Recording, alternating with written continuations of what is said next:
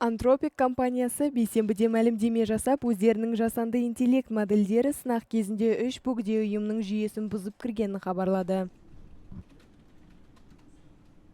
Негізі сынақ оларды шынайы жүйелерден алшақ ұстауға бағытталған еді. Бұл мәлімдеме бәсекелес OpenAI модельдерінің қауіпсіздік тексерісінде бақылаудан шығып, желіге тарап кеткені туралы ақпараттан кейін жасалды. Anthropic 141 мыңнан астам сынақ өткізіп, Cloud моделінің 3 түрлі нұсқасы бөгде жүйелерге кіріп кеткенін анықтады. Олардың арасында компанияның ең қуатты модельдерінің бірі Mythos 5 бар.